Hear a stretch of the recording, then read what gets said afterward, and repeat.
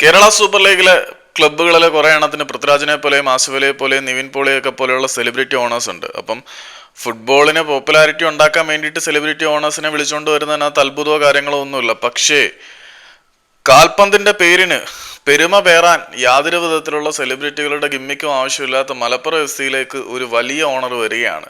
അതായത് നിലവിൽ കേരളത്തിലെ ഏറ്റവും വലിയ സെലിബ്രിറ്റി ആരാണ് എന്ന് ചോദിച്ചു കഴിഞ്ഞാൽ ഇന്ത്യൻ ക്രിക്കറ്റ് താരമായിട്ടുള്ള സഞ്ജു വി സാംസൺ ആണ്. സോഷ്യൽ മീഡിയ ഉൾപ്പെടെയുള്ള പ്ലാറ്റ്ഫോമുകളിൽ ഏറ്റവും കൂടുതൽ ആളുകൾ പിന്തുടരുകയും ഇന്ററാക്ട് ചെയ്യുന്നതെല്ലാം സഞ്ജു വി സാംസണുമായിട്ടാണ്. സോ നിലവിൽ മലയാളികളിലെ ഏറ്റവും വലിയ സെലിബ്രിറ്റി സഞ്ജു വി സാംസൺ തന്നെയാണ്. അതേ സഞ്ജു വി സാംസൺ സെലിബ്രിറ്റികളുടെ പേരോ പെരുമയോ ഒന്നും ആവശ്യമില്ല പോപ്പുലാരിറ്റിക്ക് എന്ന് തെളിയിച്ച മലബാറിലെ മണ്ണിൽ നിന്നും രൂപം കൊള്ളുന്ന മലപ്പുറം എഫ് സിയുടെ സെലിബ്രിറ്റി ഓണറായി വരികയാണ്. അപ്പം മലപ്പുറം എഫ് സി കുറച്ച് ദിവസമായിട്ട് ബിഗ് അനൗൺസ്മെന്റ് കമ്മിങ് സൂൺ എന്ന് പറഞ്ഞൊരു പോസ്റ്റും കാര്യങ്ങളും ഒക്കെ ഷെയർ ചെയ്യുന്നു. അത് വേറെ ഒന്നുമല്ല, കേരളത്തിലെ ഏറ്റവും വലിയ സെലിബ്രിറ്റി ആയിട്ടുള്ള സഞ്ജു വി സാംസൺ തങ്ങളുടെ സ്റ്റേക്കുകൾ വാങ്ങുന്നു.